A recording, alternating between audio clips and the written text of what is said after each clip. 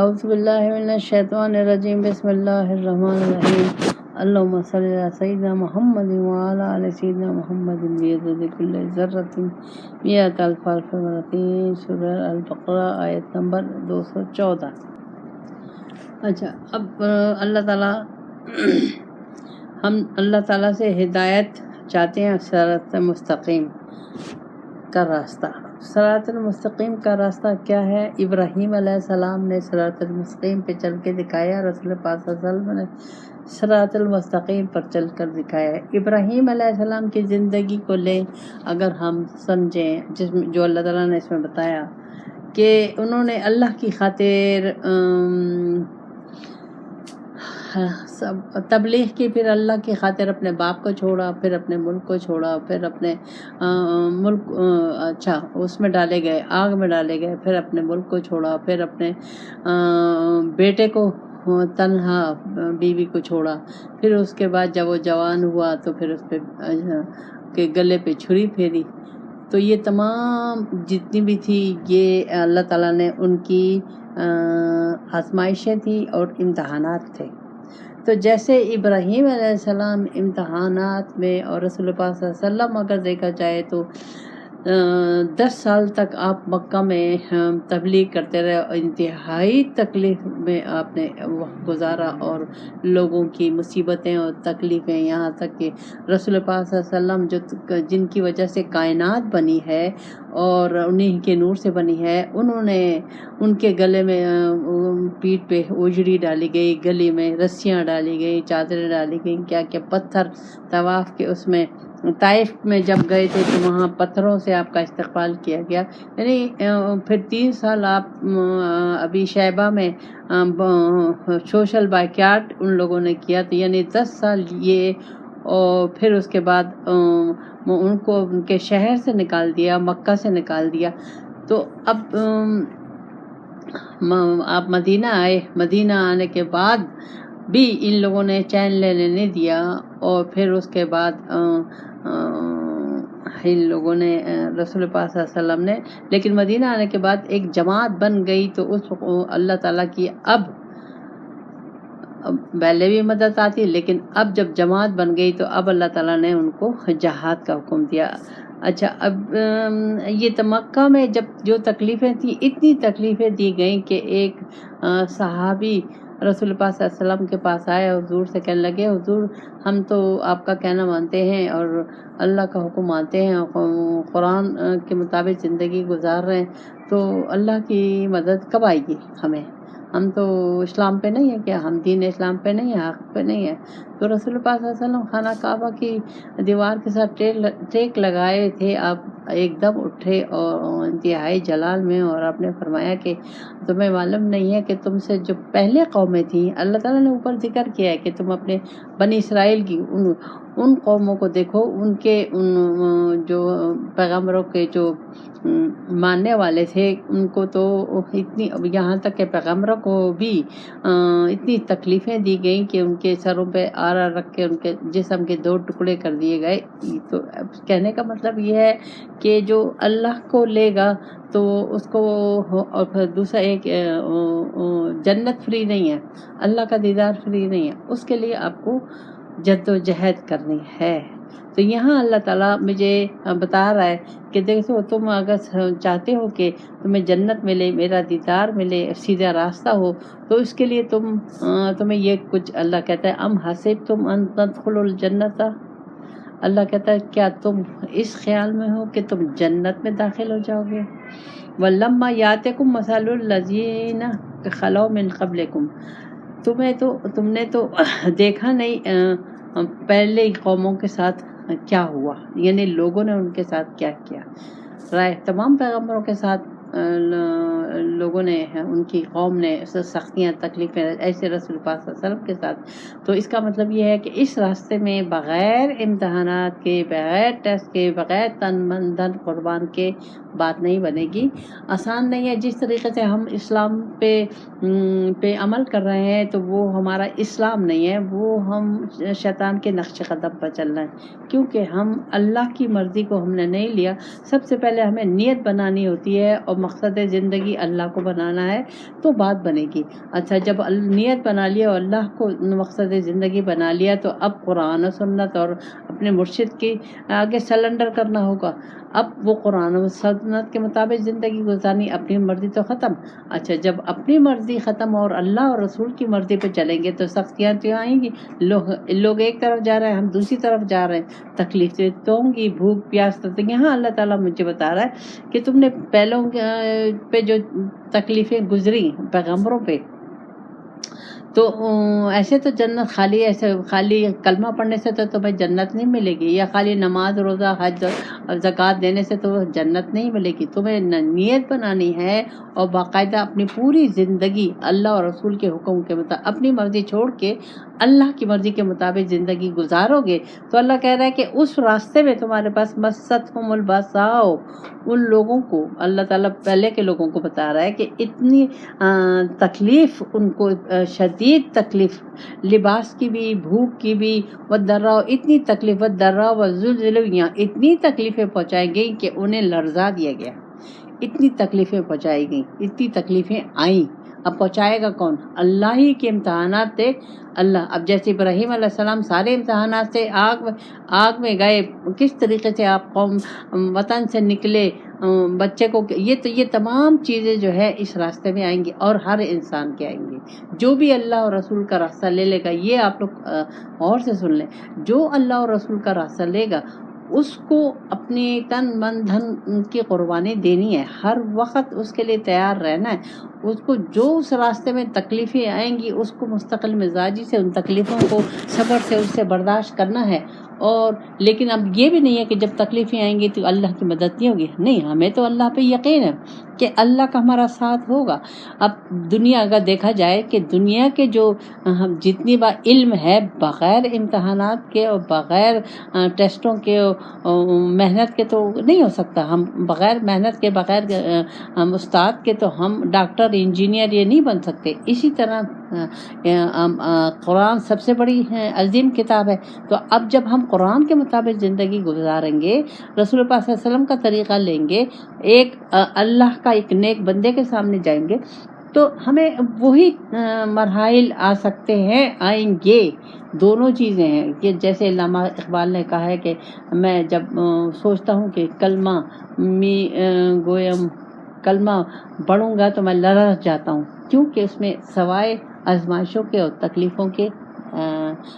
تکلیفیں آزمائشیں ہیں. تو اللہ کہتا ہے کہ ہم یہاں تک کہ یقول الرسول والذین آمنوا معه متی نصر اللہ، یہاں تک کہ رسول، یعنی بعض اوقات تو اتنا ہوتی تھی کہ رسول بھی رسول پاک صلی اللہ علیہ وسلم بھی پریشان ہو جاتے تو، اور ان کے جو ساتھی تھے وہ، اور اللہ سے پھر سوال ہو کہ کب مدد آئے گی. تو اللہ تعالیٰ کہتا ہے الا ان نصر اللہ قریب، اللہ کی مدد قریب ہے، فتح تمہاری قریب ہے. اب یہ 12 ہجری، یہ جب رسول پاک صلی اللہ علیہ وسلم آ گئے وہاں مدینہ میں تو یہ جنگ بدر سے پہلے، اس سے پہلے یہ آیتیں ہوئی ہیں کہ بس اب تمہاری جہاد شروع ہو جائے گا اور مقابلہ شروع ہو جائے گا. اب تک مکہ میں تو اجازت نہیں تھی، اب یہاں جماعت بن گئی تو یہاں اب اپنے دفاع میں ہم لڑیں گے.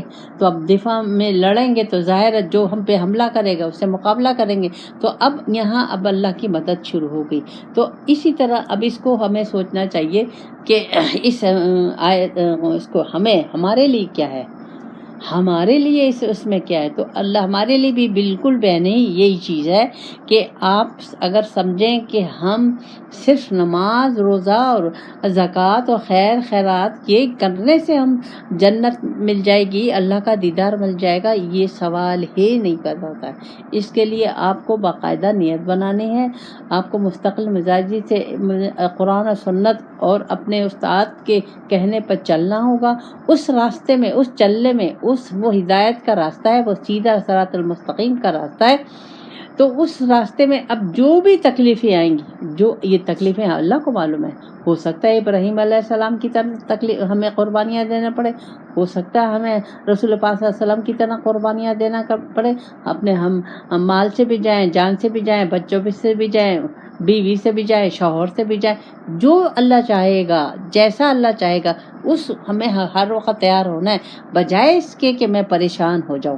ہم لوگ پریشان ہو جاتے ہیں، پریشان ہو جاؤں کہ بھائی میں نے تو بیعت کی ہوئی ہے، میں تو اللہ نیک کام کر رہی ہوں، میں تو نیک نیتی سے نیکیاں کر رہی ہوں، عبادت کر رہی ہوں، خدمت کر رہی ہوں، یہ کر رہی ہوں، یہ ہو کیا رہا ہے میرے ساتھ؟ تو اب یہ اللہ تعالیٰ نے مجھے بتا دیا، تو یہ ہم لوگوں کے لیے سبق ہے کہ اگر ہم چاہتے ہیں کہ اللہ کا دیدار ملے اور جنت الفردوس ملے تو اس کے لیے مجاہدہ ہے، اس کے لیے جد و جہد ہے، اس پہ مستقل، اس راستے پہ مستقل ہمیں چلنا ہوگا۔ کب تک چلنا ہے؟ جب تک زندگی ہے چلتے رہیں گے۔ یہ تو نہیں ہے کہ ایک ٹائم پہ ہم نے اللہ کا کہنا مان لیا، رسول پاک صلی اللہ علیہ وسلم کا کہنا مان لیا اور دوسری ٹائم پہ ہم نہیں مانیں گے یا اپنی مرضی کریں گے، تو یہ نہیں ہوگا۔ جب تک ہم اپنے نفس کی نفی نہیں کریں گے، دوسرے الفاظوں میں کہیں، جب تک ہم اپنے نفس کی، اپنے میں کی نفی نہیں کریں گے اور اس کی جگہ اللہ اور رسول کی مرضی نہیں لیں گے، ہمیں جنت نہیں ملے گی۔ ہمیں جس طریقے سے ہم مسلمانی کر رہے ہیں اس سے ہمیں جنت نہیں ملے گی۔ کیوں کہ اللہ مجھے یہ کہہ رہا ہے، اللہ مجھے بتا رہا ہے، یہ آیتیں اللہ نے مجھے دی ہیں اور مجھے اللہ بتا رہا ہے کہ اس طریقے سے ہوگا۔ اگر تم جنت چاہتے ہو تو حضرت ابراہیم علیہ السلام کی زندگی میرے ساتھ ہے، رسول پاک صلی اللہ علیہ وسلم کی زندگی میرے سامنے ہے، امام حسین علیہ السلام کی زندگی میرے سامنے ہے۔ کتنے امام حسین علیہ السلام نے پورا خاندان 6 ماہ کا بچے کو بھی قربان کر دیا، ہر کچھ قربان کر دیا اللہ کے۔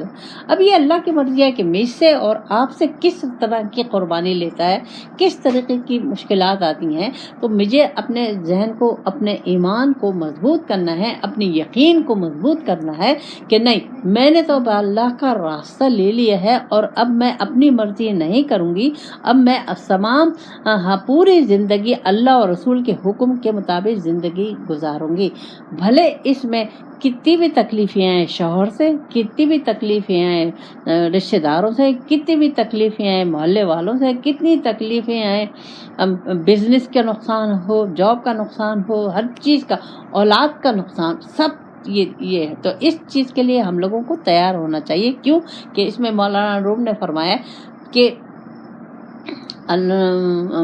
اگر مجھ تک پہنچنا ہے، یعنی اللہ تک پہنچنا ہے، تو اللہ کے راستے میں پھول نہیں بچھے، کانٹے بچھے ہیں۔ تو کانٹے کیا ہیں؟ یہی سختیاں، یہ تکلیفیں ہیں۔